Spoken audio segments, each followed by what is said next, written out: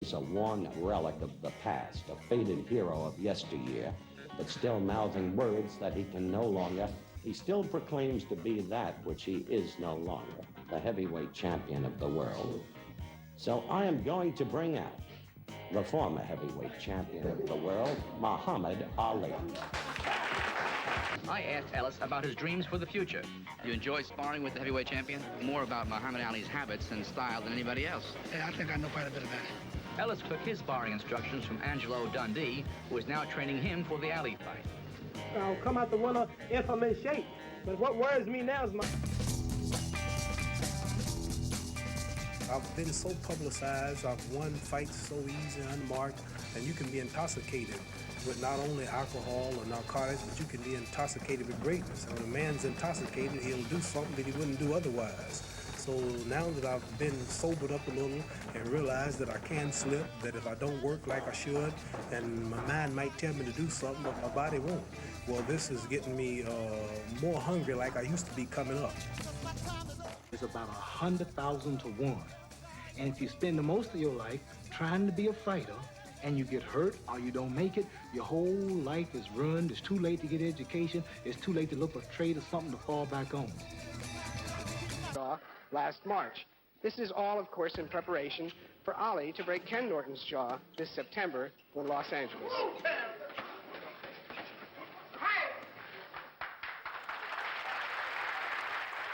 A stone and a hospitalizer brick. I'm so bad I make medicine sick. I'm so fast, man, I can run through a hurricane and don't get wet. When George Foreman meets me, he'll pay his debt. I can drown a drink of water and kill a dead tree. Wait till you see Muhammad Ali. This defensive tactic of laying against the ropes and allowing the opponent to wear himself out was employed in the Foreman fight, and Ali says it will enable him to prolong his career by 10 years. Muhammad, I don't want to see you end up on Queer Street. He's up, doesn't have the goods anymore. He's fought too long and is out there. Well, that happens to people that get hit too much. He's a little punchy. And even in a car accident, you be shook up. Brain can't take so much. Yeah. winning the Golden Gloves, wearing my jackets. Then you go through the stage where it's no longer fun, it becomes business.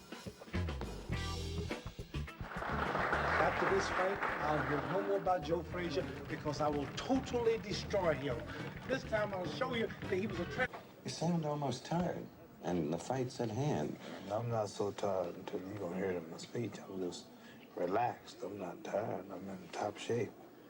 Probably in better shape than I was with the Thriller, Miller, and George Foreman. Although I'm older, I've had a few fights since then, but this is befitting of me to do the impossible. I cannot consider myself the greatest of all times if I can't come back and get this title from the likes of a man like Spinks.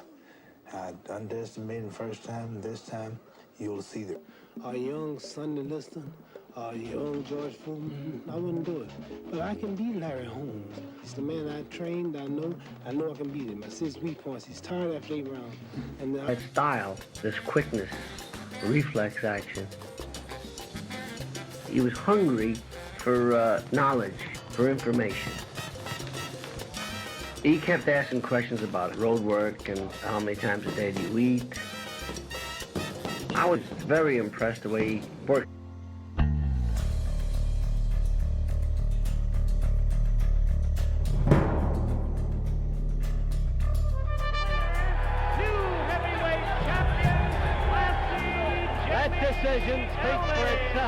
After 3 years or anything, we naturally get older. I have about 6 gray hairs in my head now, where a few years ago I had just 1.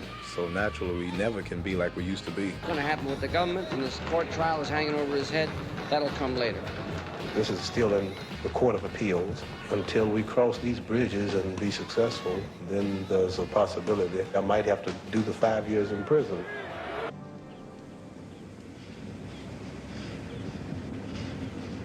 I fought Jerry Quarry, gave him a chance. After Jerry Quarry, a few weeks later, I fought the rough Oscar Bonavina, a man who almost whooped Joe Frazier. Joe Frazier fought his last fight with Bobby Foster, Detroit, Michigan. They drew about 4,500 people, place held about 11,000.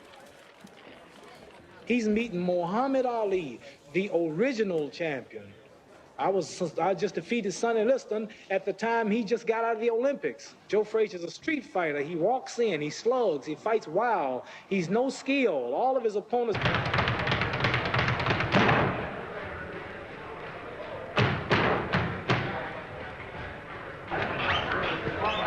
Float like a butterfly, champ.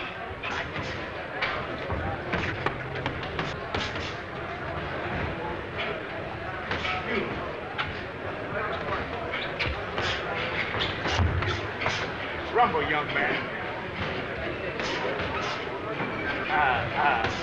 Cook down. Cook. Rumble, young man. Bang.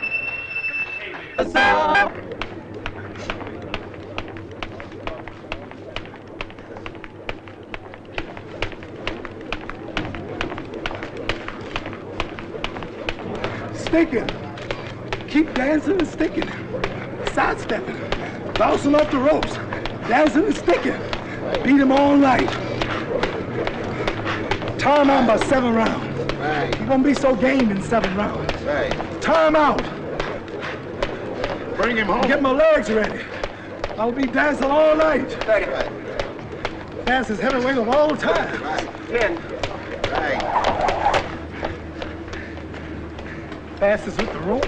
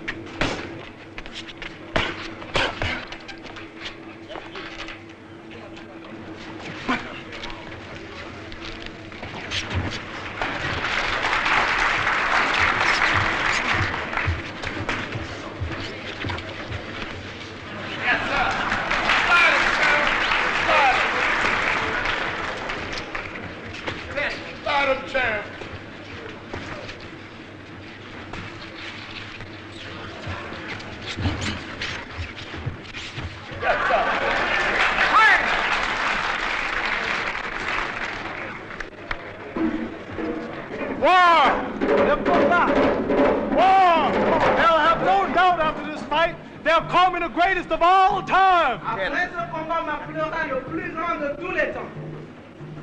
I play with George just like I'm doing my sparring partner. He ain't no different. Hey! I'll be called the greatest of all time. Greatest of all times. Get the belt on. One,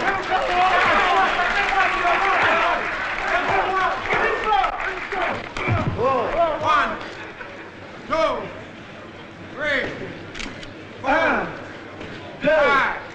5, 6, 7, 6. Your glove. That's what y'all think's gonna happen. Hey. That's what y'all think. Muhammad Ali is washed up. It's all over. George Foreman knocked him down 4 times. George Foreman knocked him down 4 times. Can Ali get by? George Foreman. Hard hitting George Foreman. Hard hitting. Whoa. The heavyweight time. Oh, George Foreman. I see. Fire. He was a joy with everybody. In the gym, kept everybody happy.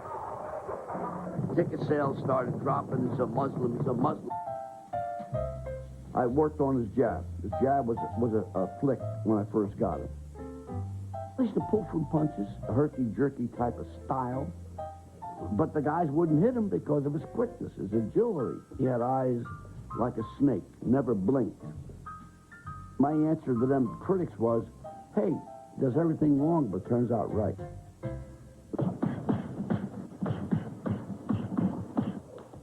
Everything fluctuated around him. In Deer Lake, where Ali was training, a lot of times he would lay on the rope past 15 years has produced the most exciting, the most marvelously unpredictable, by far the most innovative, and unquestionably the fastest world heavyweight champion in the history of boxing. He is the magnificent Muhammad Ali. There and go out and run. Everybody has different methods of running. The champ has his own. He likes to jog, and he goes backwards, sideways, he goes all over the place. But the important thing is that he's on his legs, and he's conditioning his legs.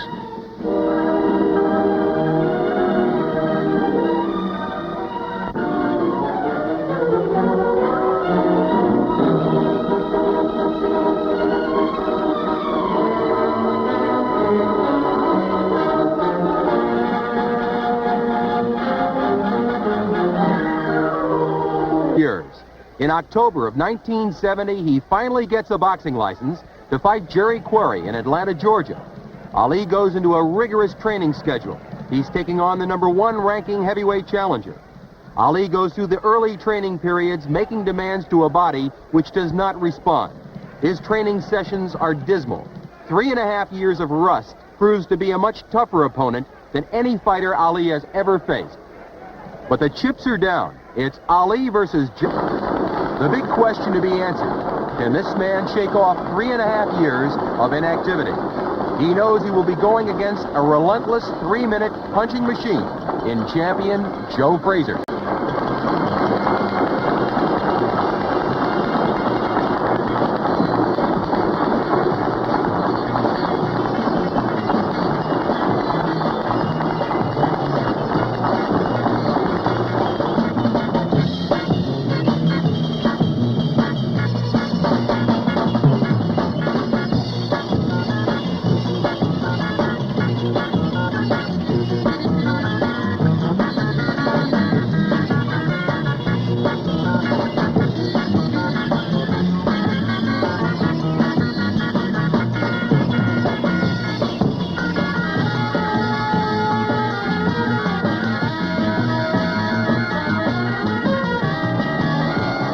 Back in training, this time to fight former WBA champion Jimmy Ellis. It's been 4 years since Ali's title and boxing license were revoked.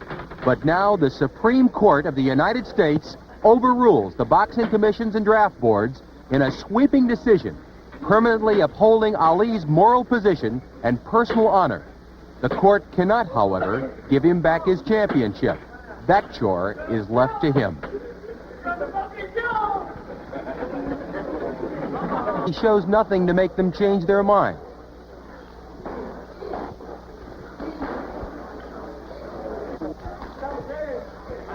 Ali lays all over the ropes, makes every sparring partner look like a world beater. They all dish it out, and he takes it.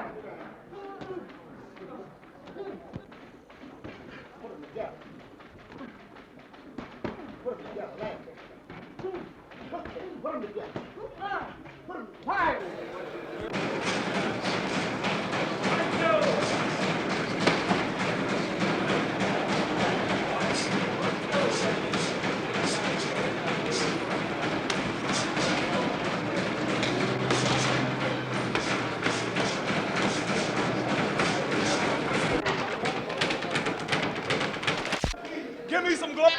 Even more than his featherweight-like flourishes, it is his bravado and his outrageous antics that set him apart. No fighter has ever had the nerve to call the round of his next knockout. Clay is ready to fight his most impressive opponent so far, his former trainer, Archie Moore.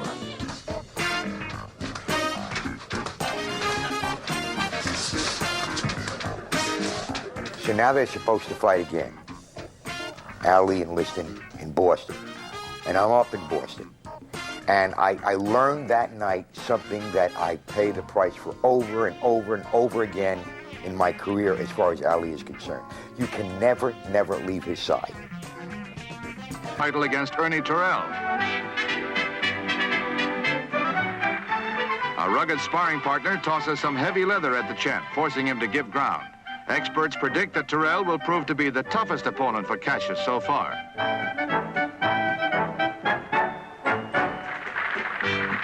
Clay's draft board says he could be drafted in February. 2 appeals for deferment have already been turned down. Cassius rattles off a bit of doggerel verse for the challenger, Terrell.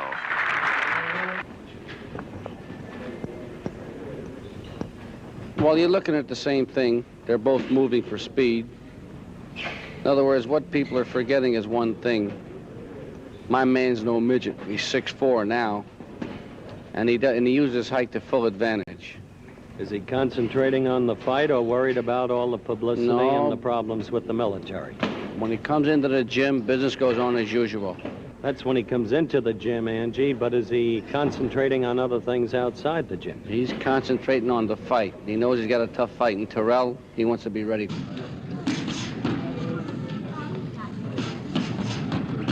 Because he used that Archie Moore routine with the plastic up to his neck, you know. But he put the plastic on, and don't you know, he went in the gym and tried to rush his conditioning, which you can't do. It's got to come on gradual. So what happened, he got so exhausted, the skin wasn't breathing, and he fought a guy in the gym, and he got knocked down.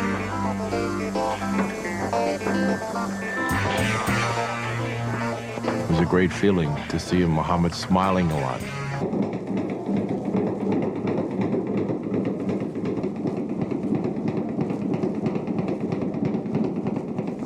Ali versus Joe Frazier for the heavyweight championship of the world. And if Joe...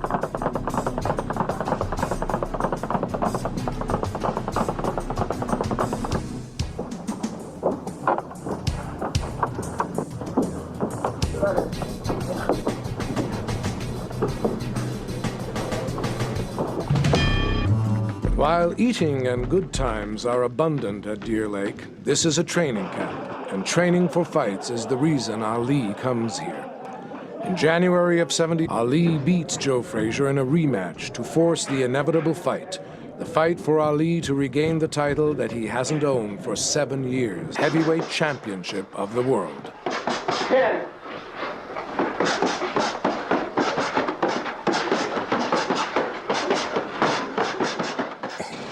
Ali complicates matters by leaving his wife, Belinda, at home with their children and taking another woman, Veronica Porsche, to the Philippines. Gotta hold the gorilla. Gotta capture the gorilla. Ali, psychologically savage, Frazier worse than anybody I've ever seen. I mean, worse than Foreman, because Foreman only got it for 1 fight. This guy got it for 3 fights.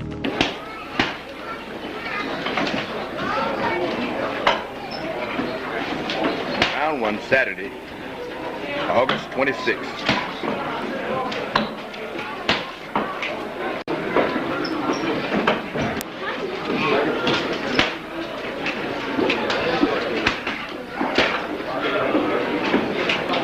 First round. 10-second mark. First round. Saturday, August 26, 1978, Muhammad Ali Gym, Deer Lake, Pennsylvania. First round comes to an end. Into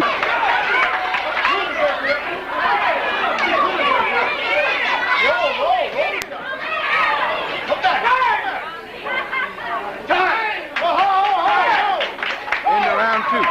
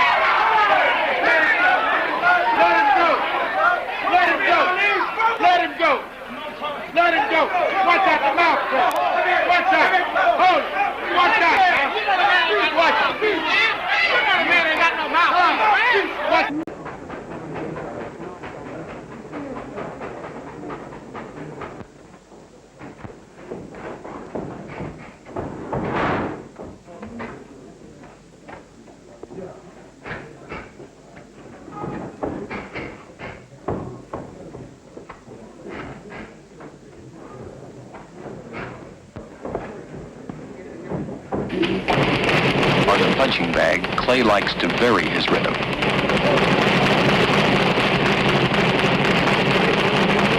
Muhammad Ali, former two-time heavyweight boxing champion of the world. Tonight in New Orleans, he goes into the ring against Leon Spinks and will try to regain the crown that he lost in Las Vegas last February 15th. I talked with him before he left for New Orleans.